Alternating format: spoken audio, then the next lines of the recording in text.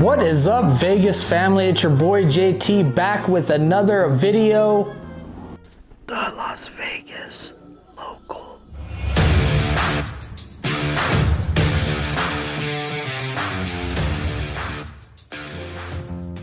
On this episode of Vegas travel hotel reviews, we're gonna go over Mandalay Bay. Has it changed? Is it the same? Is it worth going to visit on your Vegas vacation? If you haven't visited Mandalay Bay, it's located on the south end of the strip. It's kind of connected to Excalibur and Luxor. There is a tram that'll take you between the hotels. Also, there is a walking escalator that's going to take you between the hotels too. It's super accessible on that end of the strip. It's just not center strip. It is a little bit of a walk to go to MGM Grand from there to get to the center of the strip on the monorail. It is a massive, beautiful property with over 147,000 square feet and over 3,200 rooms. Now, the vibe of the hotel is going to depend on when you go. This experience, I went on the first day of NFL football. Super crowded, super busy. Everybody was kind of everywhere. There wasn't a lot of kids in the hotel. I wouldn't say it's not kid friendly because there is an amazing pool, and I'll talk about that at the end of this video. So make sure you do subscribe, comment, have you been to Mandalay Bay, and stay tuned for the end of the video. If you aren't a big gambler, this is not going to pertain to you, this part of the video, but all you gamblers out there, even myself, I usually bring a little bit of a budget. I live in Las Vegas, so I can go to the strip anytime I want, but I'm going to bring a little bit of a budget. Usually, to be honest with you, I bring between $500 and $700 to gamble, play slots, maybe a little video poker, possibly a little bit of blackjack.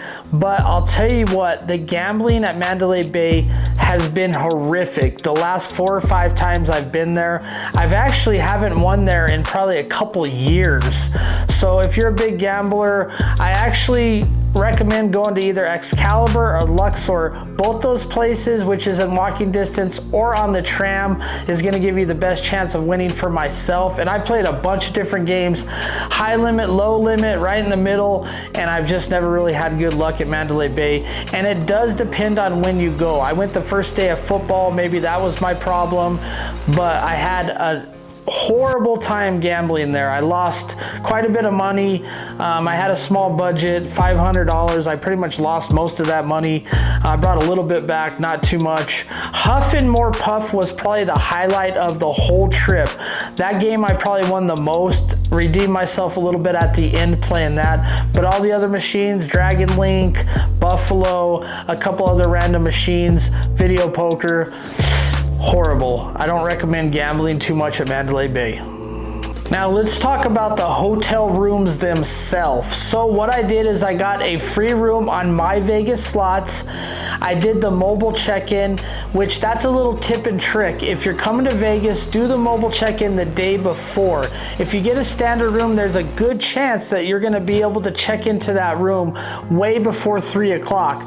They had my room ready about 11:15 a.m. I didn't pay any early check-in fees or anything like that.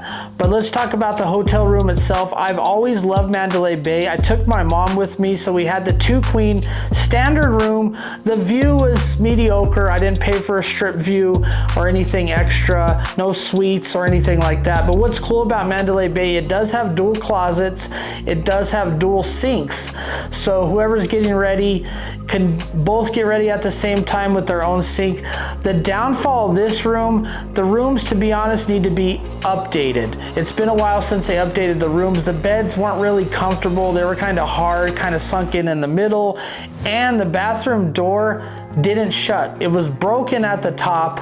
I could have probably called, if I was coming here on vacation, I would have called, maybe either switch rooms or had them fix that door, because with 2 people if it's not a couple, I don't want my mom watching me take a shower or vice versa. But that was a big problem. The door was broken in the room. I would have called maintenance, like I said, if I was here on vacation, but I was just doing a one-night stay, little staycation.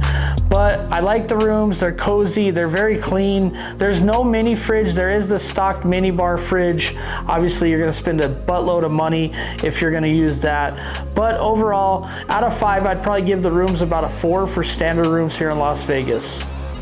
If you are a big foodie like myself, you're gonna wanna stay tuned to this segment. Let's talk about the restaurants. There isn't a lot of affordable eats at Mandalay Bay.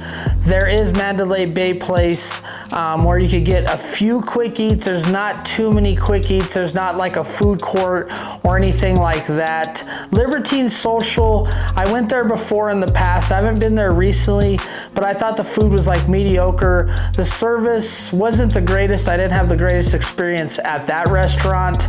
Raw Irish Pub, they had a couple good things. We did get their most expensive steak they had. If you haven't watched our food review channel, Sin City Food Reviews, go to the bottom of my channel. You'll see Sin City Food Reviews. Go subscribe to that channel. You'll go check out our Raw Irish Pub video, and you'll see like it was a super chewy steak. Greatest restaurant. Citizens Kitchen is pretty good for sandwiches. It's a little overpriced. They do have a Starbucks. Obviously, you're gonna pay $10 for a vintage drink over there because it's in the hotel. Overall, I would give it probably a 3 out of 5 as far as restaurants. They do have Strip Steak, which is an amazing steakhouse, but you do have to have a little bit of money to dine there. So overall, 3 out of 5. Regular person coming to Vegas, restaurants at Mandalay Bay. On this occasion, I did not go to the pool at Mandalay Bay, but that's probably the highlight of the property. They do have a lazy river. The only downfall of Mandalay Bay and pretty much all MGM properties is the price of lounge chairs, cabanas, and day beds. They're astronomical. I think a lounge chair is like $125 just to sit in a little tiny lounge chair so you have somewhere to sit while you're at the pool. Other than that, the food is probably overpriced there. I haven't been there in a little bit. I didn't have time on this trip to go to the pool, but if you're coming during the summer, I definitely recommend going to the pool. That's probably going to be the highlight of your stay at Mandalay Bay. Now the question you all been waiting for, do I recommend Mandalay Bay? Is it worth going to on your Vegas vacation? I would say yes. The overall property is super beautiful. The rooms are gonna be very clean. They're affordable. Usually you can get a comp on My Vegas Slots, or if you're using your player's card, there's a good chance you're not gonna pay too much for the room or get it completely comped.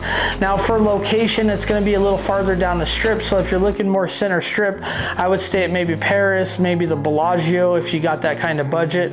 But as far as budget friendly, beautiful hotel, accessible between 2 other hotels, Luxor and Excalibur, beautiful pool, halfway decent restaurants, not the greatest, but it'll still do the trick. I would definitely recommend Mandalay Bay.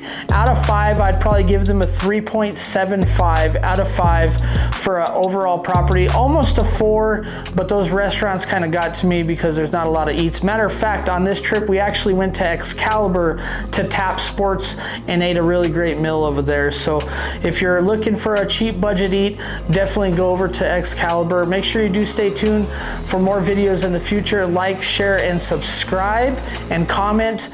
Have you stayed at Mandalay Bay? Do you look forward to staying at Mandalay Bay, or do you plan on staying at Mandalay Bay? Love you guys, and we'll see you for the next adventure.